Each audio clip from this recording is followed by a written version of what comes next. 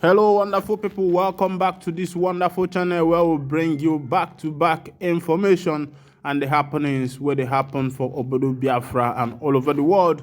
Well, if this is your first time where you join us for this channel, one name, a wonderful person, go ahead and subscribe to this channel, like, share, and also comment our news. Also on your notification button so that whenever we are posting our news, we will be the first to collect it. Let's go down to the news proper. This one is bordering on Ohaneze youth and the 10th National Assembly stop 10th NASS. Of course, you know that the 2023 general election has been concluded, and the inauguration will take place on May 29th if the court did not strike out that inauguration, because P2B has appealed, the People's Democratic Party has appealed, and yesterday I brought to you an information where BBC was saying that they found out that there were some rigging in that election, and especially against Mr. P2B, that some of his votes was added to that of TINUBU, and also some of his votes were not counted well according to the BBC. Okay, now look at what the Igbo Igbo Socio-Cultural Organization, Ohaneze Igbo Youth Council Worldwide, is saying. They said, "We are not ingrate." Ohaneze Youth tell APC to ignore Ojo Zokalo. APES Igbo Socio-Cultural Organization, Ohaneze Igbo Youth Council Worldwide, has again waded into the controversy over the zoning of principal position of the National Assembly. Recall that the ruling All Progressive Congress zoned the position of Deputy Speaker, House of Representatives, to Rep. Ben Kalo from Abia, where Oji Kalo hails from. But Senator Kalo, a former governor of the state who is angling to become the next Senate president, is insisting that the Southeast deserves more than Deputy Speaker. Reacting in a statement, the Ohaneze Youth National President, Mazi Oku Nnabike, urged Senator Kalo not to jeopardize the interests of the Southeast. He claimed that several faceless groups had been set up to destroy what is coming to the Southeast. Their game plan is that unless it is coming to Senator Ojo Zokalo, it should not come. While commending the APC and the president-elect for nominating Ben Kalo for Deputy Speaker, the Ohaneze Youth said it was a decision based on merit. Why Ben Kalo's nomination is justified is because of his numerous work and capabilities shown in 43 bills and 22 motions and laws signed by the president, making him the highest among his mates, especially those contesting. He brought the largest investment to Igbo land from the federal government that runs into billions without diverting same, and has been visible on the floor and all over the media as the face of Ndi Igbo. A spokesperson, he did so well that Nigerians marked Igbo good on image making and public relations. He stood by his party despite all odds. He is credible and dependable and will not bring Igbo's shame. The incoming government is happy with him, and he will use that to attract more dividends for our people. He won his election based on what he did visibly for his people, despite the wave he was saved by his works. Those attacking him are those who feel his political position will shake their position of leadership. They are doing it for a selfish interest, not the region.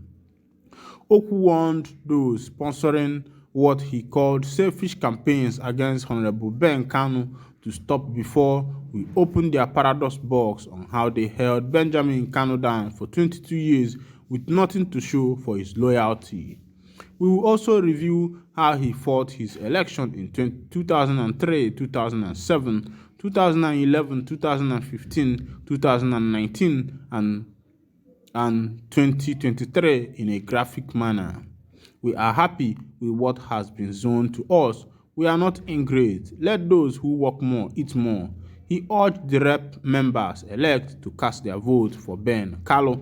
My people, I don't see as it happen. This one is coming from Ohaneze Igbo, the youth section of Ohaneze Igbo, they have condemned what is currently going on, that Ojus Okano is saying that Igbos deserves more than deputy House of Rep, that they are supposed to be the main House of Rep, or maybe the Senate President. Of course, you know that Ojus Okano has the vision of becoming the Senate President of Nigeria. But of course, as you know, how things are being done in this nation, sometimes the Igbos don't really understand what is actually going on, because they are playing this kind of politics of serving someone in order to for them to help them.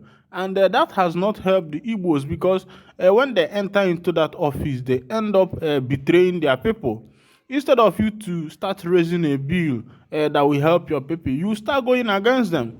The other time, look at what the governor of Imo State did. What the bill he was raising was to stop any protest in Igbo land, or whatever that is, or any form of agitation, to make it a criminal offense. Then why should you be doing something like that in this 21st century, where you know that people have right for self-determination? Of course, self-determination is legal. Somebody can determine to, according to United Nations Constitution, it's even in Nigerian Constitution, to decide that you don't want to be a citizen of Nigeria anymore, and you owe nobody an apology for that. So why would a senator and also a governor be pushing for such a bill to make agitation to become a criminal offense, which is very wrong? Well, on the other side, what Ojuzo is saying somehow is right, but because maybe what he is demanding for might be because of selfish interests, according to what the Ohaneze Igbo Youth Council have said, that because the deputy Senate President position, the Deputy House of Rep position is not coming to him, and that is why he is trying to counter it. But to be frank, to be true, if this truth must be spoken, you should know that the Igbos deserve better than just Deputy House of Rep. Because if Nigeria is working well, I think this time is time for the Igbos to become the president of Nigeria. And the Igbos have been denied so many times of becoming the president of this nation. They have been denied. Check it. Since 1999 till date, what have been done for Ndi Igbo? What has Nigeria done for Ndi Igbo? Meanwhile, Ndi Igbo are the one bringing development in Nigeria. Go to Kano, go to Kaduna, go to Lagos. They are the ones owning businesses there, building houses there, bringing development. It is only an Igbo man that will go to a canal, close the canal, and build a house there. And yet, other nationals, other people in Nigeria have decided not to appreciate Ndi Igbo, which is very, very bad. They felt that the Igbos are these Igbo. Then on the other hand, I would say that Ndi Igbo themselves are the one doing themselves. Yes. Look at what after NC Oluomo did everything he did, make all the threats, and the government did not do anything. KC and his brother ended up, giving, they welcomed him, gave him accolade, even gave him money, all this and that and that and that. You could imagine what Ndi Igbo are doing to themselves. So somehow you will find out that Ndi Igbo are some of them. Let me not say all the Ndi Igbos, because there are some Ndi Igbos that have been fighting tooth and nail to make sure that the Igbo people have their own nation. People like Mazi Nnamdi Kanu, who is today in the DSS detention because he's fighting for his people, making sure that his people become better. And some people don't even want to support him. If you have been following Mazi MNK, you find out that everything Nnamdi Kanu said about this nation has actually come to pass. I don't know how he was able to get all this information, but should I say that he is very prophetic in nature, because I think God is the one revealing all these things to him. Everything he has said in this nation has actually come to pass. Many people may not believe it. Many people may not accept it. Maybe because they are biased, because maybe they are politicians. They are gaining small money from Nigeria. Their children are abroad. They have the best life to live, the best education, and the rest of them. They will deny it. But the man that is standing for the poor masses, the people that are poor, the people that does not have, any way to make ends meet in this nation. That man has been ignored because he's speaking the truth. That's what is happening in this nation. Well, my people, I will be winding down the curtain here. And if this is your first time of joining us on this wonderful channel, please go ahead and subscribe to our channel. That's the only way you can show us support that what we are doing in this channel is really helping us, because we are here to bring you full information of the happenings where they happen of all over Obodo and the Biafra land to be special. Meanwhile, I'll be drawing the curtain here for you. Thank you for listening. Thank you for being with us. God bless you.